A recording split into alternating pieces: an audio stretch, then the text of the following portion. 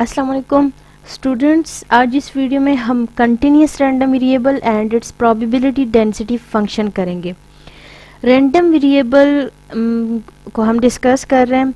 हमने previous video में हम डिस्कस कर चुके हैं रैंडम वेरिएबल क्या होता है कि such a numerical quantity whose value can be determined by outcomes of random experiment is called a random variable.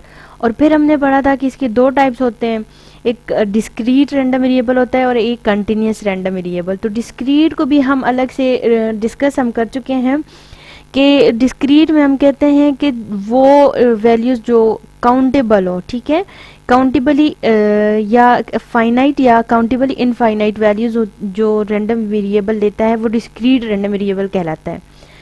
अब इस वीडियो में हम कंटिन्यूस रैंडम वेरिएबल के बारे में पढ़ेंगे। तो स्टूडेंट स्टार्ट करते हैं। अ रैंडम वेरिएबल एक्स, हमने पढ़ा था ना कि जो कैपिटल लेटर्स होंगे, लैटिन लेटर्स आपके पास, वो क्या रैंडम वेरिएबल को डिनोट करते हैं, ठीक है, और जो स्मॉल लेटर्स आप लिखेंगे वो रैंडम वेरिएबल के वैल्यूज़ को डिनोट करते हैं, ठीक है। तो यहाँ पे ये देखें कैपिटल एक्स है, क्या ये कैपिटल एक्स क्या है, ये रैंडम वेरिएबल को डिनोट कर रहा है। अ random variable capital x is defined to be continuous if it can assume every possible value in an interval A B आपके पास कोई एक इंटरवल है, और अगर एक वेरिएबल इस इंटरवल में आपके पास वैल्यूज एज्यूम कर रहा है, इस इंटरवल में जितनी भी पॉसिबल वैल्यूज है वो उन तमाम पॉसिबल वैल्यूज को ले रहा है, तो वो आपके पास वो रैंडम वेरिएबल क्या कहलाएगा, वो कंटिन्यूस रैंडम वेरिएबल कहलाएगा। a is less than b where a and b may be minus infinity and plus infinity, यानी आपके पास a b क्या है, कुछ भी हो सकता है respectively. The height of a person, the temperature at place, the amount of rainfall, time of failure of an electronic system, etc. All of these are the example of continuous random variable. ये तमाम, ये एक height of a person हो गया, temperature at place, तो ये तमाम आपके पास क्या है, ये आपके पास रैंडम वेरिएबल की, कंटिन्यूस रैंडम वेरिएबल की एग्जांपल है, ठीक है, क्योंकि इनमें आपके पास क्या हो गया, आप एक रेंज ले लो तो रेंज में आने वाली तमाम वैल्यूज़ को आप कंसीडर करते हो इन तमाम सिचुएशंस में, ठीक है। तो आपके पास एक कंटिन्यूस रैंडम वेरिएबल है, और कंटिन्यूस रैंडम वेरिएबल आपके पास एक नॉन डिक्रीज फंक्शन होता है। तो ये देखें, हमें ये ग्राफ से पता चल रहा है कंटिन्यूस वेरिएबल का आपके पास ग्राफ जो होगा वो कुछ ऐसे बनेगा, ठीक है। यहाँ पे एफ ऑफ ए यानी जो इंटरवल ए है उसका फंक्शन और इंटरवल बी का फंक्शन, और आपके पास एक इस तरह की एक ग्राफ सी बनेगी, और यहाँ से हमें पता चल रहा है, ये देखिए नॉन डिक्रीज, इंक्रीजिंग फॉर्म में है, डिक्रीजिंग फॉर्म में नहीं है। तो ये आपके पास क्या होगा, अब देखिए, since f of x is a non decreasing function of x we have, अच्छा, और आपके पास क्या है कि F of x should be greater or equal to 0 और f of x equals to in minus infinity up to x f of x D x for all x, ठीक है ना, क्योंकि नॉन डिक्रीजिंग है, सो आपके पास ये दो प्रॉपर्टीज जो है वो होल्ड करेंगी। The function fx is called the probability density function, abbreviated to PDF, are simply the density of the random r dot V जो है वो रैंडम वेरिएबल के लिए यूज होता है। ओके स्टूडेंट्स, ये हमारे पास इस के कुछ प्रॉपर्टीज हैं कि आपके पास PDF कब होगा, जब ये दो प्रॉपर्टीज होल्ड करेंगी, ठीक है। तो ये प्रॉपर्टीज देखें, 4 प्रॉपर्टीज है।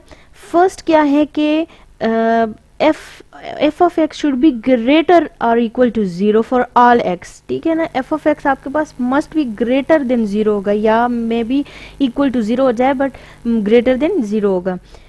और सेकंड क्या है कि माइनस इंटीग्रल आप ले और लिमिट हो कोई भी, ठीक है, minus infinity to plus infinity ले लें, F of x D X is equal to 1, तो आपके पास उस PDF का इंटीग्रल क्या आएगा, वो इक्वल होगा 1 के। ये सेम वही प्रॉपर्टी है जो हमने डिस्क्रीट में पढ़ा था कि हमारे पास क्या होता है, डिस्क्रीट में summation F X D X F X summation F X is equals to 1 होता है, यानी तमाम प्रोबेबिलिटी का सम जो है वो 1 की इक्वल होता है। तो कंटिन्यूस वेरिएबल की केस में हम सम कैसे करते हैं, बाय यूजिंग इंटीग्रल, ठीक है। इंटीग्रल क्या होता है, इंटीग्रल का मतलब है कि यहाँ पे कंटिन्यूस वैल्यूज जो है वो ऐड हो रही हैं। Now third property देखें, the probability that x takes by on the value in the interval c less than d is given by और वो आपके पास क्या होगी कि प्रोबेबिलिटी ऑफ, ये थर्ड प्रॉपर्टी है, ठीक है, probability of C less than X less or equal to D, that is equal to F of D minus F of C. और यहाँ पे आप एफ ऑफ डी को ओपन करें तो आपके पास क्या आएगा, minus infinity to D range, ठीक है, F of x D X plus, अब यहाँ पे माइनस इन्फिनिटी टू सी हो जाएगा क्योंकि ये एफ ऑफ सी है, और आपके पास क्या F of x D x हो जाएगा। और आप इनको सॉल्व करें तो आपके पास क्या आएगा, रेंज जो है वो C to D F of x D X आ जाएगा। तो यहाँ पे हमारे पास एक एग्जाम्पल है, उसको करते हैं। ये देखें एग्जाम्पल में हमारे पास क्या कह रहे हैं कि find the value of K so that the function F of X defined as follows may be a density function. अच्छा, क्वेश्चन में ही हमें बताया हुआ है कि वो जो फंक्शन है ये आपके पास ये क्या है, एक डेंसिटी फंक्शन है। आपके पास फंक्शन क्या है कि F of x equals to K X. इस फंक्शन में आपने के की वैल्यू फाइंड करनी है, रेंज आपको गिवन है 0 से 2 तक है, ठीक है, और equal 0 less or equal to x less or equal to 2। ये फंक्शन आपके पास 0 की इक्वल होगा अगर आपके पास क्या है, कोई भी x की वैल्यू जो है वो 0 से लेस या 2 से ग्रेटर हो जाए, तो उस सिचुएशन में ये फंक्शन आपके पास 0 हो जाएगा।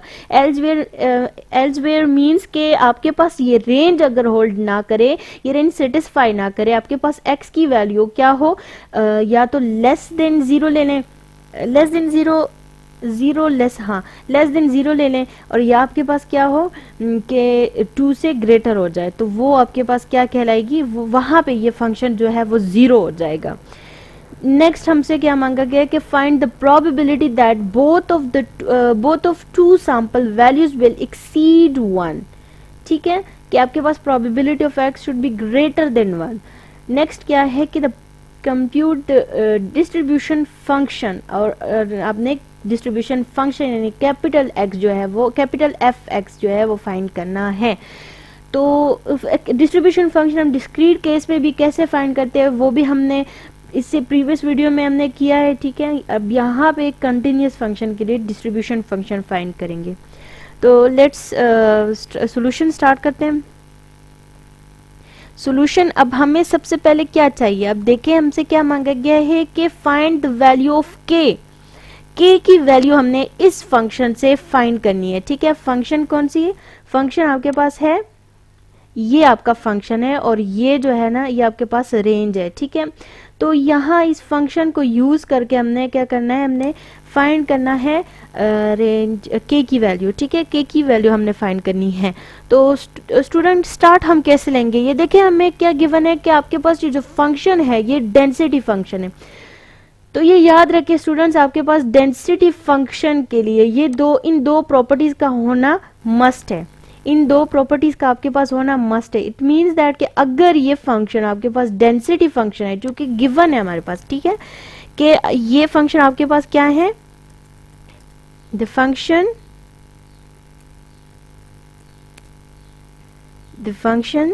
एफ एक्स, कौन सा फंक्शन, एफ एक्स, ठीक है, एफ एक्स जो गिवन है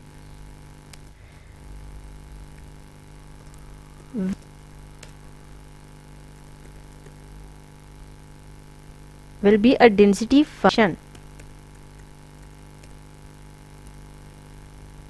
तो आपके पास क्या होगा, ये देखें, अगर आपके पास ये सेटिस्फाई हो रहा है तो आपका जो फंक्शन है वो डेंसिटी फंक्शन कहलाएगा। अब हम क्या करते हैं कि क्वेश्चन में चूंकि गिवन है कि डेंसिटी फंक्शन है, इट मींस दैट कि आप इंटरवल ले लें, इंटीग्रल ले लें, और आपके पास लिमिट जो क्वेश्चन में गिवन है 0 to 2 एफ एक्स क्या है के एक्स और डी एक्स, आप वो करेंगे तो आपके पास result must be equal to 1 होगा। तो इस प्रॉपर्टी की हेल्प से हम क्या करते हैं, के की वैल्यू फाइंड करते हैं। कैसे करेंगे तो आप देखें, तो देखिए स्टूडेंट हम कैसे लिखेंगे, minus infinity to 0, first lower range हमारे पास क्वेश्चन में क्या है 0, माइनस इन्फिनिटी टू 0, और यहाँ पे हो जाएगा लोअर रेंज क्या है 0, सो 0 to 2, और यहाँ पे आपने क्या लिखना है 2 प्लस इन्फिनिटी, ठीक है। तो ये आपके पास बन गया, और इक्वल टू 1, ये वाली प्रॉपर्टी हमने यहाँ पे यूज की है, ठीक है। और minus infinity to plus infinity को हम इस फॉर्म में भी लिख सकते हैं।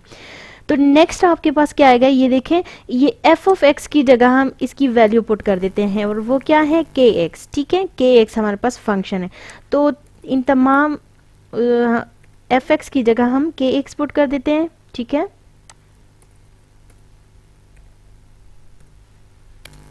ओके। बट स्टूडेंट्स आप देखें, हमने यहाँ पे रेंज जब हम पढ़ रहे थे तो इस के एक्स का रेंज हमारे पास है फॉर 0 to 2। जब आपके पास रेंज क्या हो, 0 to 2 हो, तो आप देखिए मैंने यहाँ पे भी के एक्स लिख लिया, लेकिन यहाँ पे के एक्स नहीं लिखना चाहिए। यहाँ पे हमें क्या लिखना होगा, यहाँ पे हमने लिखना होगा 0। ठीक है, यहाँ पे 0। ये देखें कि अगर मेरे पास 0 to 2 के बजाय कोई और रेंज है तो आपके पास ये फंक्शन 0 हो जाएगा। तो ये देखें ना, मेरे पास 0 to 2 के बजाय -∞ to +∞ है, सो 0 हो जाएगा। यहाँ पे भी सेम 0 हो जाएगा। ठीक है, तो ये दो फंक्शन आपके पास, आप 0 का डेरिवेटिव ले लें, जो भी उसका रेंज है वो अप्लाई करें, आपके पास 0 ही आएगा। तो रिमेनिंग आपके पास क्या बचता है, ये वाला टर्म आपके पास बच जाएगा। ठीक है, अब हमने क्या फाइंड करना है, इंटीग्रल फाइंड करना है फॉर दिस। तो इंटीग्रल इसके लिए आप कैसे फाइंड करेंगे, तो ये देखिए स्टूडेंट्स, आपके पास इसका डेरिवेटिव इंटीग्रल इसका क्या आएगा, ये देखें के एक्स है। ठीक है, और derivative with respect to X हो रहा है, ये इंटीग्रल क्या हो रहा है, विद रिस्पेक्ट टू एक्स हो रहा है। तो आप देखें जो एक्स के अलावा आपके पास जो भी फंक्शन में इंक्लूड होगा वो बाहर चला जाएगा। ये कांस्टेंट है केस, ओके, बाहर चला गया। डेरिवेटिव जो है वो एक्स पे अप्लाई होगा। तो आप देखें हमारे पास x है और x पावर है 1, यहाँ पे x पावर है 1।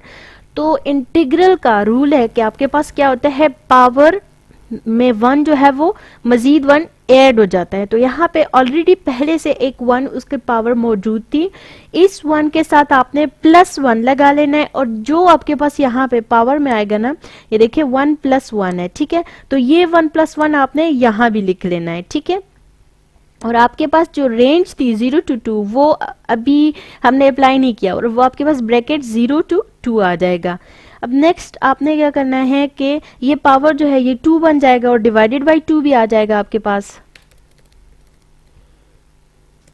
तो स्टूडेंट्स वो जो पावर थी वो 2 बन गई। ठीक है, x पावर 2 डिवाइडेड बाय 2, और रेंज उसी तरीके से इक्वल्स टू 1 आ गया हमारे पास। अब ये देखें k और ये जो 1 डिवाइडेड बाय 2 है इसको हमने अलग लिख लिया। रिमेनिंग क्या रह गया, x पावर 2 और 2 डिवाइडेड बाय 2, 0 रेंज है हमारे पास, 0 to रेंज है इक्वल टू 1। अब देखें ये रेंज हम कैसे अप्लाई करेंगे, तो हम रेंज जो है ये अब देखें हमारे पास फर्स्ट क्या है, एक्स स्क्वेयर। तो एक्स स्क्वेयर हमारा टोटल फंक्शन है, और जस्ट इस एक्स पे यहाँ पे जो भी टर्म होगा ना एक्स, उस पे रेंज अप्लाई होगा। ठीक है, न्यूमरेटर में। तो अब देखिए न्यूमरेटर में हमारे पास है एक्स स्क्वेयर, तो एक्स स्क्वेयर पे पहले अपने अपर लिमिट जो है वो पुट करनी है। आपके पास अपर रेंज क्या है यहाँ पे 2, तो 2 पावर 2 आपके पास कितना आ रहा है 4, तो 2 पावर 2 यहाँ पे पहले से जो पावर 2 है उसकी वजह से आ गया। जस्ट x की जगह हमने 2 पुट करना है, x की जगह हमने 2 पुट किया तो हमारे पास 2 पावर 2 इक्वल्स टू 4 आ गया। फिर माइनस, अब लोअर रेंज x की जगह आ जाएगा, यानी 0 पावर 2, तो 0 पावर 2 आप करें आपके पास आएगा 0 और इक्वल्स टू 1। तो ये आपके पास हमने रेंज जो है वो हम ऐसे अप्लाई करते हैं। ठीक है, नेक्स्ट हमारे पास क्या आएगा, नेक्स्ट आगे आप देखें तो ये डिवाइडेड बाय 2 जो है 4 माइनस 0 करें तो 4 आता है, और 4 डिवाइडेड बाय 2 करें आपके पास आ जाएगा 2। ठीक है ना, ये 2 कैंसिल हो जाएगा 4 के साथ, 2 1 जा 2, 2 2 जा 4, तो ये बन जाएगा 2k is equals to 1। 0 cut गया। ठीक है, 0 के साथ कुछ भी आप मल्टीप्लाई करें वो 0 ही हो जाएगा, तो ये 0 यहाँ से कैंसिल हो गया, 2k इक्वल्स टू 1 हमारे पास आ गया। अब इसके बाद आपके पास क्या आएगा, 2 को बोथ साइड डिवाइड करें आपके पास आएगा k is equals to 1 divided by 2। 2 को बोथ साइड डिवाइड करें तो आपके पास यहाँ से 2 कैंसिल होके यहाँ पे आ जाएगा 1 डिवाइडेड बाई 2। तो ये हमारे पास आ गया k की वैल्यू। ठीक है, k की वैल्यू जो हमसे मांगी गई थी क्वेश्चन में, तो हमें मिल गई k की वैल्यू। अब नेक्स्ट हमने क्या करना है, नेक्स्ट हमसे मांगा गया है कि find the probability that both of the two sample values will be exceed 1।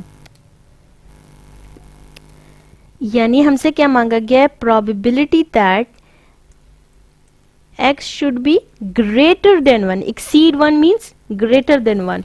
तो इसका क्या मतलब है कि आपसे क्या प्रोबेबिलिटी मांगी गई है कि आपने 1 से एक्सीड प्रोबेबिलिटी मांगी गई, कितना एक्सीड होना है। तो अब देखिए हमारे पास क्वेश्चन में हमें रेंज क्या गिवन थी, 0 to 2, यानी लास्ट लिमिट हमारे पास क्वेश्चन की क्या है, 2। तो आपने 1 से एक्सीड करना है, कितना एक्सीड करेंगे, लास्ट रेंज तक। लास्ट रेंज क्या है, 2। तो 1 से 2 तक, यानी आपके पास जो वो गिवन है वो क्या है, 1 से 2 तक जाना है, ठीक है। तो ये आपके पास फंक्शन है, आपके पास यहाँ पे रेंज क्या आएगी, लोअर लिमिट हमें गिवन है और वो क्या है 1, कितना एक्सीड करना है लास्ट लिमिट तक और वो क्या है 2। सो 1 to 2 फंक्शन क्या थी हमारे पास, फंक्शन थी kx। तो ये हमने फाइंड करनी है प्रोबेबिलिटी। अब यहाँ पे kx 1 से 2 तक लिमिट है, k की वैल्यू आप पुट करें, आपके पास क्या फंक्शन बनेगी, k की जगह यहाँ पे हमने उसकी वैल्यू लिखनी होगी, ठीक है। तो k की वैल्यू हमने लिख ली। अब देखें इसको हम सॉल्व करेंगे तो 1/2 जो है वो आप इंटीग्रल से बाहर निकाले, कांस्टेंट है सो वो बाहर आ जाएगा, ठीक है। सेम यहाँ पे इस फंक्शन पे जब हम इंटीग्रल अप्लाई करेंगे तो ये हमारे पास सेम ये रिजल्ट हमें मिलेगा, ठीक है, क्योंकि फंक्शन में क्या है, सिर्फ एक x है। तो x का आप वो करें इंटीग्रल, आपके पास रिजल्ट ये आएगा कि x power 2 divided by 2, 0 to 2, 0 to 2 नहीं आएगा, यहाँ पे हो जाएगा 1 to 2, क्योंकि रेंज हमने ये वाली लिखनी है, ठीक है। रेंज यहाँ पे इसी फंक्शन की रेंज लगाएंगे जो हम फाइंड कर रहे हैं। तो आपके पास आ जाएगा 1 to 2। तो ये आपके पास रिजल्ट क्या आएगा, आप देखें 1 डिवाइडेड बाई 2 तो आपके पास आ जाएगा, ठीक है। वो तो इसी तरीके से आप अपने लिख लेना है। अब यहाँ पे जो 1/2 आ गया है, 1 डिवाइडेड बाई 2, इसको भी आप बाहर निकाल लें तो आपके पास ये बन जाएगा, ये अलग से आ जाएगा, ठीक है। अब अंदर आपके पास क्या आएगा, ये देखें एक्स स्क्वेयर है, यहाँ पे जब आप अपर लिमिट पहले पुट करेंगे तो आपके पास बनेगा 2 पावर 2, तो आपके पास आएगा 4 माइनस, अब लोअर रेंज यहाँ पे है 1, 1 का स्क्वेयर लें तो आपके पास 1 आता है। इट मीन्स दैट 4 - 1 आपने करना है, ठीक है, 4 - 1 आपने करना है। और इसके अलावा आगे क्या आएगा, आगे आप देखें आपके पास 1 divided by 2 multiply 1 divided by 2 है, तो ये आपके पास बन जाएगा 1 डिवाइडेड बाई 4 और 4 - 1 करेंगे आपके पास आएगा 3, ये मल्टीप्लाई हो रहे हैं, ठीक है। 1 डिवाइडेड बाई 4 मल्टीप्लाई हो रहा है 3 के साथ, तो आपके पास आएगा 3 डिवाइडेड बाई 4। 3 डिवाइडेड बाई 4 आपके पास प्रोबेबिलिटी है किस चीज की, के प्रोबेबिलिटी दैट x एक्सीड 1। लेकिन हमें क्या कहा गया है कि 2 सैंपल, हम ये देखें क्वेश्चन में हमसे मांगा गया था कि find the probability that both of 2 sample value will exceed 1। 2 sample की बात की गई है, तो यहाँ पे अब जो मांगा गया क्वेश्चन में वो आएगा आपके पास क्या, कि नीचे लिख लेते हैं, ठीक है। तो आप देखें नीचे आपके पास क्या आएगा, अब हमसे क्या मांगा गया है, प्रोबेबिलिटी दैट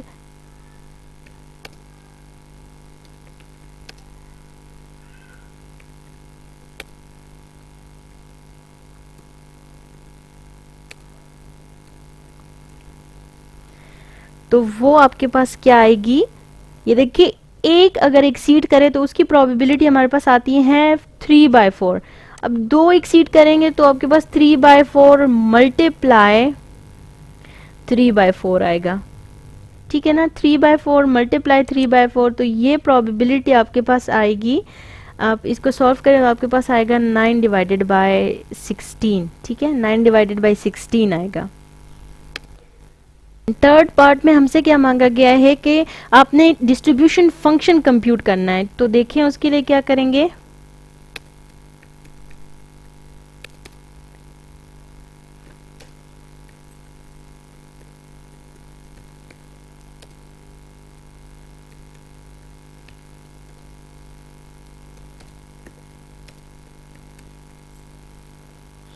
फर्स्ट हमें क्या फाइंड करना है इसके लिए, तो उसके लिए हमें फाइंड करना है कैपिटल एफ एक्स, ठीक है, और वो आपके पास क्या होगा, probability that X less than small X, ठीक है, और वो आपके पास लिमिट होगी -∞ to x F X D X. तो आप देखें आपके पास आप ये फाइंड करना है, तो इसके लिए आपके पास रेंज जो है वो आप ये पुट करें -∞ to X and F of X की जगह आपके पास आ जाएगा 1/2x, ठीक है, डी एक्स, और आप 1/2 को बाहर निकालें, सेम उसी तरीके से इंटीग्रल को सॉल्व करें, आपके पास ये आएगा, और आपने अब लिमिट अप्लाई करनी है, तो आपके पास जो है वो फंक्शन आ जाएगा x² डिवाइडेड बाय 4। ना इफ अगर आपके पास रेंज की आप प्रोबेबिलिटी आपने फाइंड करनी हो for x should be greater then 2 के लिए, तो आपके पास आएगा 0 to 2 1/2x dx, और आप इसको सॉल्व करेंगे तो आपके पास आएगा 1, क्योंकि देखिए x², आप इसको सॉल्व करेंगे फिर 2 को पुट करेंगे और डिवाइडेड बाय 4 आपके पास आ जाएगा, और उसको सॉल्व करेंगे तो 1 आएगा। इट मीन्स दैट कि आपके पास फंक्शन क्या आएगा, डिस्ट्रीब्यूशन फंक्शन, वो आपके पास होगा एफ एक्स इक्वल होगा 0 के लिए फॉर x लेस देन 0, ठीक है। जब अब आपके पास x जो है वो लेस देन 0 हो तो उसके लिए फंक्शन भी 0 हो जाएगा। आपके पास सेम यही फंक्शन आपके पास क्या होगा,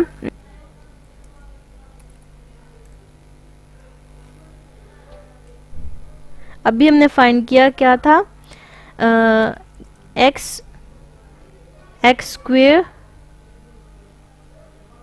divided by 4 for 0 less or equal to x less or equal to 2 के लिए। Now F